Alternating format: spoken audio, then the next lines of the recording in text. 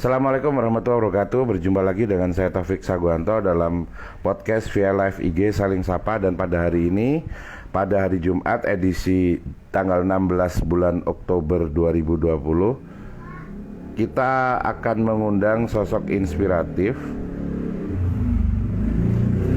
yaitu seorang pelaku usaha, di mana di tengah pandemi, di tengah serba tidak menguntungkan bagi pengusaha.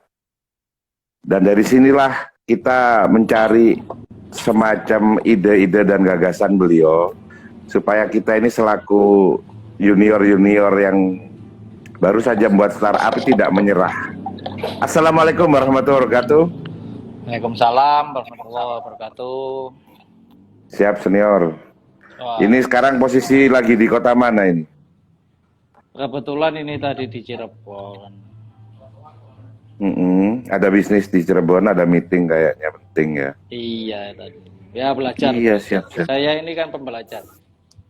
Ya betul. Pembelajar, dan karena pembelajar banyak hal, maka tidak aneh kenapa saya tuh memohon-mohon banget supaya Anda hadir di podcast ini. Karena memang seorang pembelajar, seorang pembaca yang kuat, dan orang yang sangat adaptif ya. Adaptasinya luar biasa terhadap segala kondisi. Beliau ini saya kenal karena aktif di IBF Indonesia, yaitu Indonesian Islamic Business Forum, di mana beliau ini ngomong banyak adik-adik pengusaha baru, UKM, pengusaha, para startupper.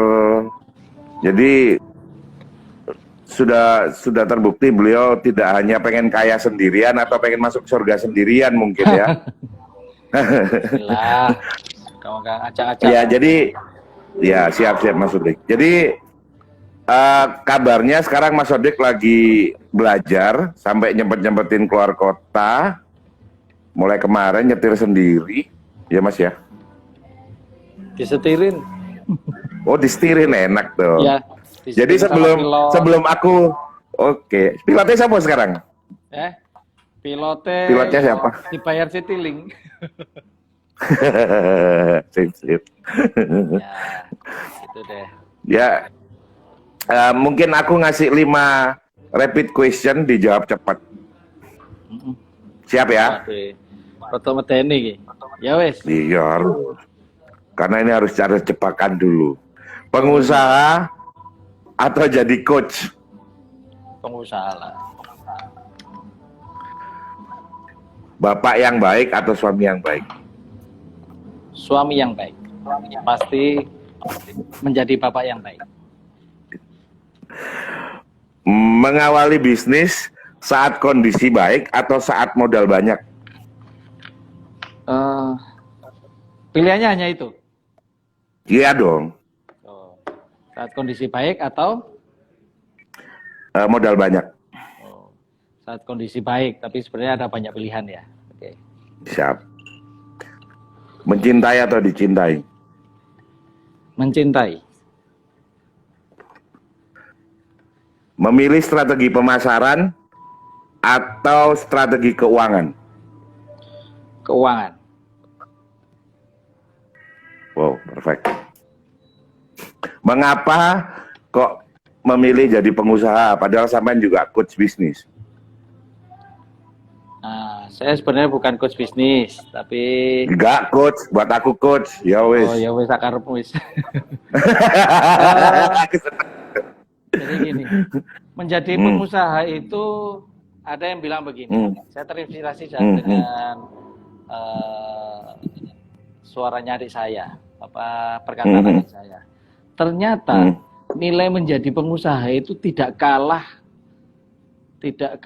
nilainya dengan misalnya berjihad, karena dia menanggung tanggung jawab, lewat beliaulah rezeki itu oleh Allah dilewatkan. Allah Akbar. Gitu.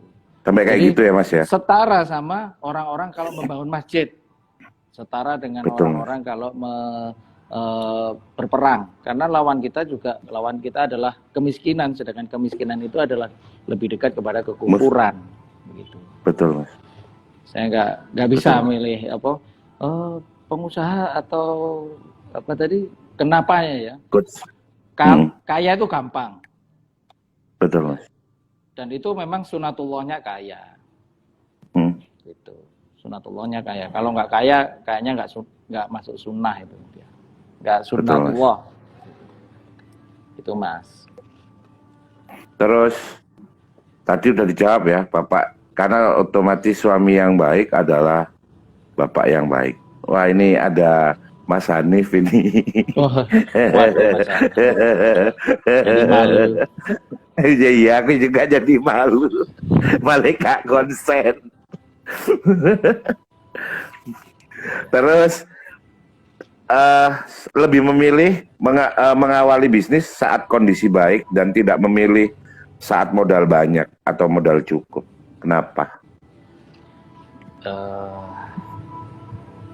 Saya ini mungkin gini ya, saya nggak pernah dapat modal yang cukup sebenarnya. Modal itu kan istilahnya apa ya? Modal ya diri kita sendiri gitu. Kadang-kadang kalau lagi bagus orang banyak nawarin duit kok. Gitu. Tapi kalau sudah kondisi jelek orang mana maunya minta duit kan gitu. Betul. Jadi sepertinya keadaan buruk pun buruk yang bagaimana? Buruk itu kan macam-macam ya. Buruk itu ya. Bagi orang lain mungkin buruk, bagi kita malah baik. Maksudnya begini, mungkin di level tertentu orang punya duit 25 juta itu katanya buruk.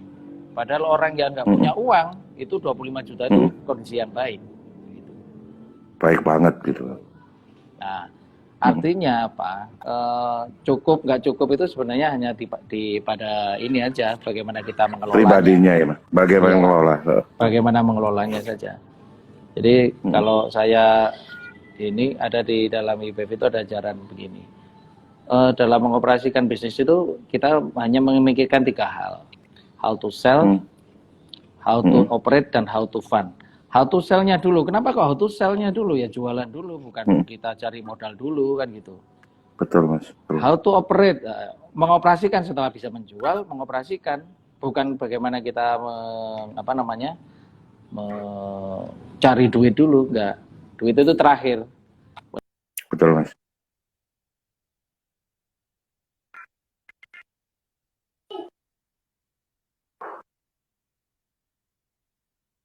Nggak punya keharusan, nggak wajib punya keharusan punya duit sendiri. Namanya pengusaha kan, ya pengusaha ya, mengusahakan semuanya itu. Jadi itu kenapa tadi, kalau minta maaf ya, kalau tadi kenapa Mas tadi ngomong bahwa mending ngomong kondisi baik, karena tidak mau menomorsatukan modal gitu kan, dengan kata lain. Ya. Enggak. Siap. Terus kemudian keren banget, laki-laki banget ketika ngomong lebih memilih mencintai, berarti memberikan, karena mencintai itu kata kerja. Ya. Dan buat saya istimewa. Lanang banget. Lanang banget kata anak lagi. Masih berusaha menjadi lanang. Saya masih berusaha. Iya, siap. Strategi pemasaran atau strategi keuangan, ternyata Anda memilih keuangan itu harus distrategikan. Ya. Di-share, kenapa Mas? Jadi begini, saya banyak menemui orang-orang yang bisa jualan, tapi nggak bisa ambil cash. Mengatur. Ya. Jadi ada yang sampai saya ketemu sama beberapa pengusaha online ya, pengusaha online itu dia budget iklan sehari bisa 1 miliar. Saya ketemu. Oh ya, yang budget itu Mas ya, yang dia ke Facebook itu sampai. Enggak, maksudnya sering kita pernah nemuin bahwa ada orang untuk bayar iklan di Facebook itu sampai 1 miliar gitu loh maksudku Mas per hari. Memang ada. Dan orang seperti itu beliau yang yang kelihatan, yang nggak kelihatan juga banyak ternyata. Dan nggak menunjukkan jati dirinya itu ada. Ada ya Mas? Ya, ada. Hmm. Terus pokoknya ilmunya buat dia sendiri aja. Gitu. Tapi dia bermasalah terhadap duit. Gitu. Terhadap duit loh. Apakah dia nggak bisa jual? Oh, jualannya jauh lebih banyak. Budget iklannya itu 1 miliar coba. Mungkin di kita impian itu 1 miliar itu sebulan. Betul. Di Iya, beberapa orang ya. Di beberapa orang, betul. bahkan di teman-teman yang saya dampingi 1 miliar per bulan itu masih sebuah impian. Gitu. Tapi bagi dia itu hanya sekedar budget iklan. Gitu. Artinya dia pinter banget berjualan. Ketemu saya dengan orang-orang seperti itu. Ratusan juta per hari ada. Gitu. Tapi kemudian ditanya, kenapa ya Mas selalu nggak ada duit saya? Gitu. Ada teman yang ini berkali-kali saya ceritakan, mungkin teman-teman IBF yang sering bicara dengan saya, IBF Malang terutama, sering ketemu dengan pembicara ini, bahwa ada yang omsetnya 15 miliar per bulan. Ya. Labanya 30%, artinya dia punya laba 5 miliar per bulan ya. Betul. Bersih Betul, gitu. Saya tanya, Bersih. labamu berapa? 5 miliar gitu. Tapi tiap bulan dia harus hutang 20 juta. Saya tanya, buat apa? Buat operasional deh gitu. Oke. Aduh. Laba 5 miliar, tapi duit 20 juta aja nggak Masih harus nombokin operasional. Betul, untuk nombokin operasional. Artinya apa? Jualan iya sih, cuman keuangan itu kalau sudah di posisi itu ya harus diatur. Harus hati-hati.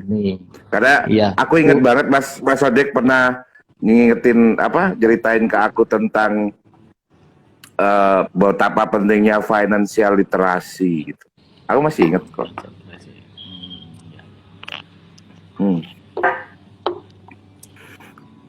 Jadi strategi keuangan. Tapi ya berbeda gini ya. Di dalam Pak Rahmat, misalnya pada startup itu ya bukan keuangan yang diatur. Duitnya nggak ada, mana bisa ngatur kan gitu. Iya, enggak gablek duit, ngatur. Nggak gablek duit, sering ngatur duit kan gitu ya. Iya. Jangan. Ya Jualan dulu. Gitu. Jualan dulu yang kencang, baru ada duit kita atur.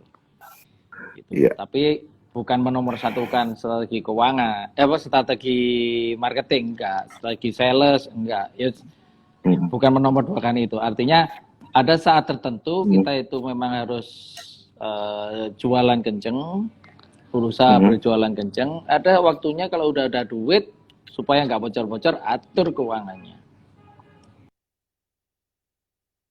Keren. Terus gini Mas, aku belajar dari apa yang jenengan lakuin ya. Jenengan kan di mana ada grupnya sebuah supermarket itu atau hipermarket itu, jenengan di situ ada ininya. Di situ ada cabang jenengan gitu. Iya. Kita supply. Kenapa kok memilih strategi di pasar offline? Ya retail di offline. Di offline. Jadi saya tidak, artinya begitu. Saya bukan yang utama online atau yang utama offline. Saya melakukan keduanya. Gitu. Saya memilih melakukan keduanya karena market itu harus dijangkau. Dimanapun dia suka di online kita jangkau, di offline kita jangkau, gitu. Gak peduli bagaimanapun caranya. Yang penting memang ada sisanya buat kita ya, ada laba, ada cash yang terakumulasi gitu. Jadi saya nggak milih-milih. Kalau dia ada di online, kita main online. Bagaimana caranya? Ya kita pelajari caranya, kita eksekusi, kita evaluasi, kita Mas, jujur, tak putus. Jujur. Ya. Online sama offline berapa persen sampai sekarang yang dari semua yang sampai dapat? Offline berapa, online berapa? Oh, 50-50 itu. 50-50. 50-50. Makanya online offline pun nggak sampai tinggalkan karena separuhnya karena itu. Begini. Oke. Karena begini. Oke. Saya main memang di Hypermart ya, di Hypermart, Transmart, Mm-mm. dan 10 Mm-mm. Giant. Mm-mm. Mm-mm. Mm-mm. Di bagian beberapa toko memang turun, tapi di beberapa toko lagi naik Betul, gitu. Malah betul. ada beberapa toko yang expand pada saat ini, pada saat apa namanya pandemi Pandemi. ini ada yang expand. Seperti apa? Oh, Misalnya gila. Mitra 10 gitu. Dia expand, Mitra bahkan 10. bulan depan itu sudah ada di Malang. Saya minta-minta, Oke. masa nggak ke Malang gitu, ke ke manajemen dia agak sedikit kenal lah sama ini. Oh, Mm. ya ini bulan depan dia menggantikan posisi Giant. Jadi di Kebonsari itu ada apa bekas Ya, Giant itu Kebon Sari, yang bekas menempati saya malah dia malah diakuisisi ini ya. gitu. Iya. Oke. Artinya Teman-teman market terus. dia berkembang begitu. Market dia berkembang.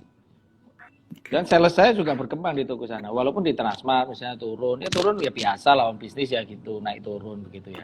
Kayak ombak laut ya Mas ya. Iya, biasa aja gitu. Naik turun Gak usah kita ini. stres banget. Oh iya. Karena begini loh. Bisnis itu ternyata tentang diri kita sih. Bisnis itu Oke. tentang diri kita. Kita nggak tenang ya, bisnis Keren. kita nggak tenang. Keren. Nyatu Kayak sama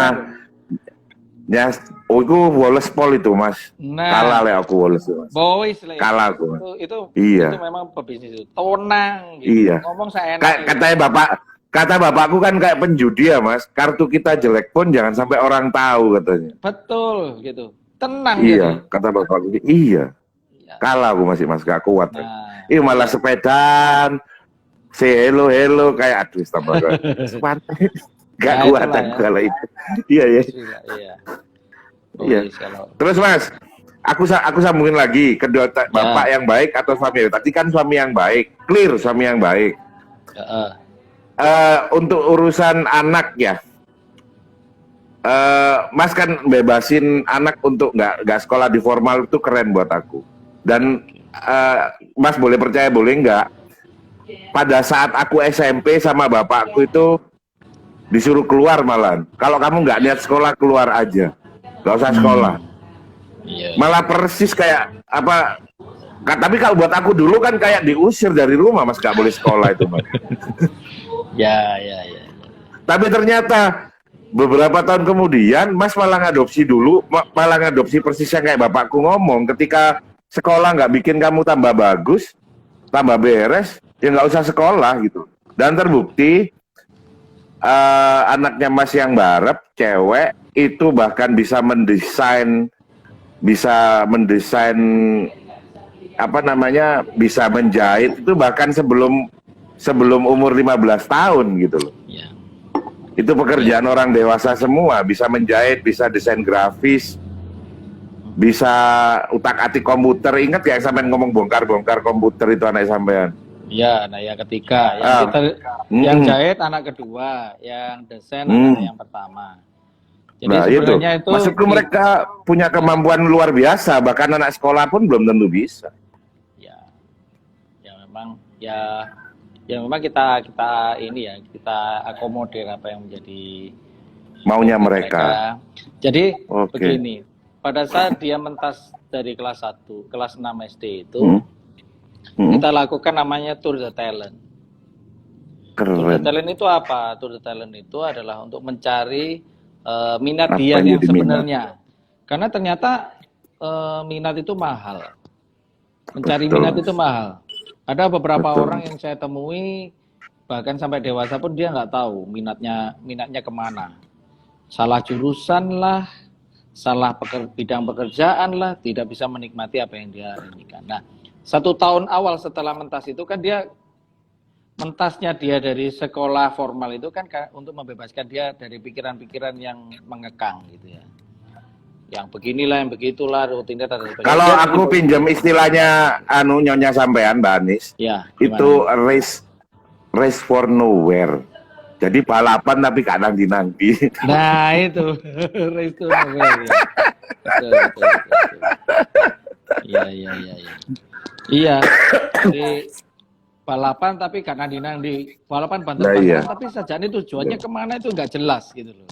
Loh, aku kan pembelajar yang baik kan berarti. Aku tahu semua yang siapa? sampean omongkan. nyonya sampean omongkan semua tak simpen di aku. Tak simpen sama aku. Aku pembelajar yang baik juga kok, Mas. Masya Allah, Masya Allah. Aku kalah ya, kalah wis. Aku sampai lali. Terus Mas, enggak, aku inget dari nyonya sampean Race for Nowhere, dari sampean itu tadi yang aku omong, aku masih ingat semua dan aku catat semua khusus buat sampean sama nyonya sampean. Termasuk anak sampean itu ketika sampean anak laki, sampean nggak ragu untuk keras, terus kemudian tapi sampean lulus lagi, itu keren. Dan aku niru banget. Aku mari tak kuat tak ya tak anu iya, aneh, tak tarik aneh. Iya.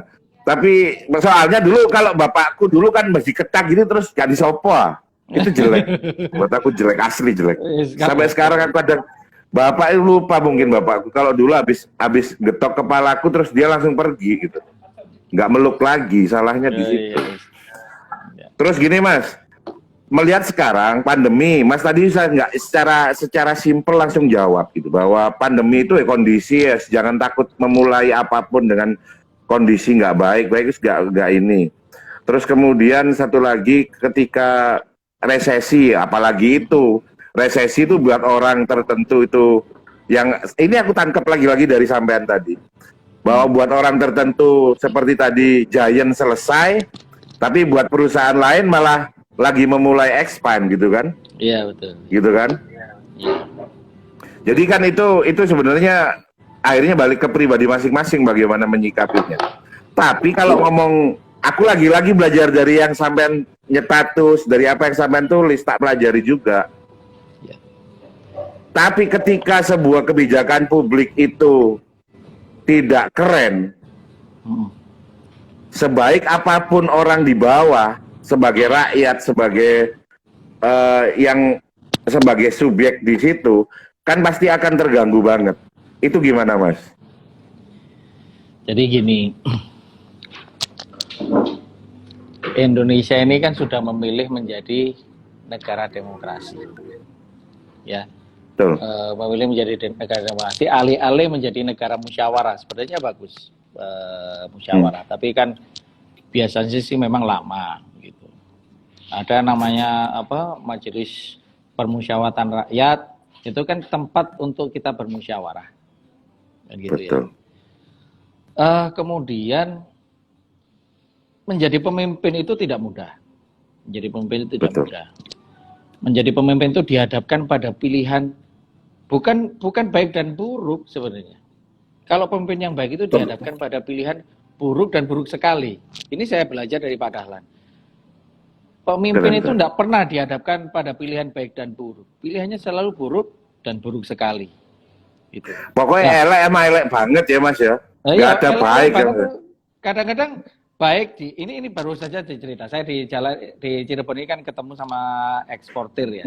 Jadi jalan-jalan sama beliau, terus kemudian beliau berkata begini. Ini lagi rame Mas mapel rotan di sini. Oh ya, tapi sempat sepi dulu waktu masanya Bu Maria Elka Pangestu. Kenapa Mas? Waktu itu ada pelarangan ekspor bahan mentah rotan ke luar negeri.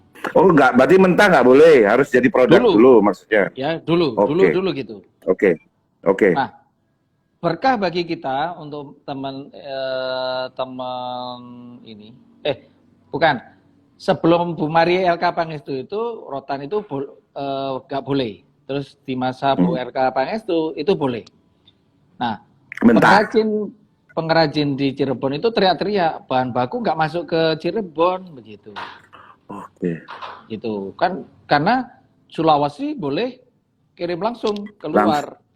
Kalimantan boleh langsung ya. gitu kan. Itu berkah bagi orang Sulawesi. Oke. Orang Kalimantan berkah. Tapi buat orang di Jawa buat orang Cirebon pengrajin itu bencana. Begitu. Artinya apa?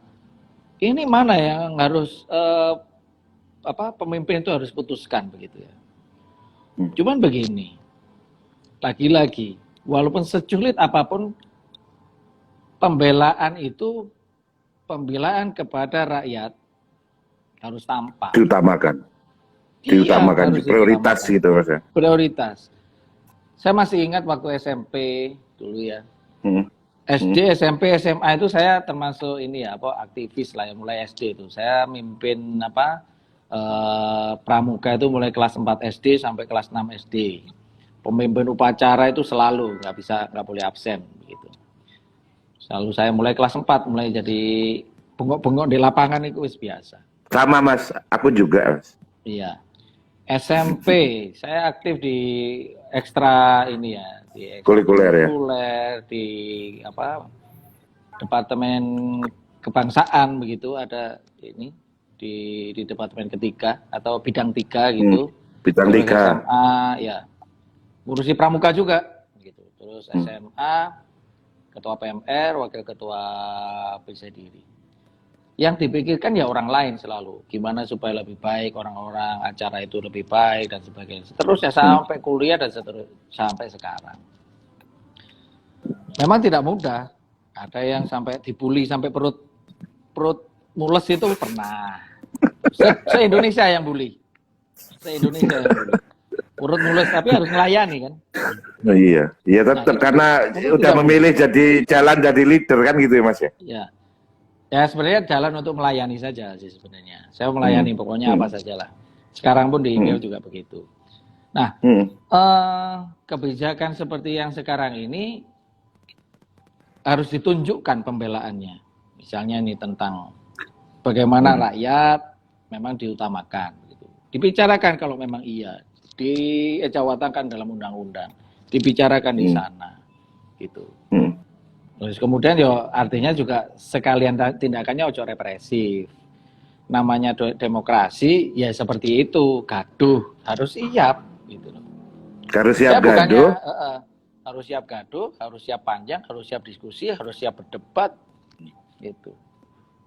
Itu kecuali menjadi negara yang terpimpin. Contoh siapa? Diktator, mau fasis, mau komunis ya seperti itulah. Gitu ya.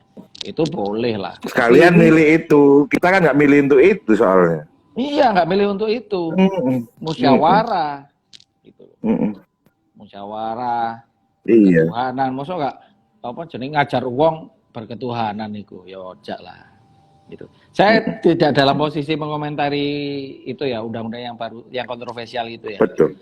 Tapi sikap-sikap dari penanganan terhadap rakyat itu harus tepat. Begitu loh. Harus tepat itu bagaimana? Karena mereka yang pro dan kontra juga punya hak yang sama dan diperlakukan sama. Betul, punya kepentingan yang beda-beda ya wis itu rakyat ya. Harus diterima kenyataan ya Mas ya. Harus diterima kenyataannya gitu. Iya. Kenyataannya begitu. Betul. Mana ada saya ngomong tentang penolakan saya dalam Omnibus Law. Saya menentang kekerasan. Betul. Itu sejak waktu saya di kader saya memang di kader keras gitu ya. Tapi saya memang juga kekerasan. Betul Mas. Gitu. Karena beda ya Mas ya. Apa namanya? Keras sama kekerasan tuh beda sih ya. Beda iya. Terus ketika ini Mas, aku bertanya lagi yang lebih detail sih ya. Nyangkut kebijakan publik. Iya. Kita sering ngerasa bahwa itu kan jauh di sana di Jakarta gitu. Emang ngaruh sama kita gitu. Padahal buat aku apapun yang dilakukan orang sana sekecil apapun dengan kekuasaannya dan salah pasti akan ngefek. Bener nggak sih Mas kalau menurut Mas? Oh betul sekali. Iya masih ngaruh betul ya Mas. Sekali. Jangan sampai kita punya pikiran begitu.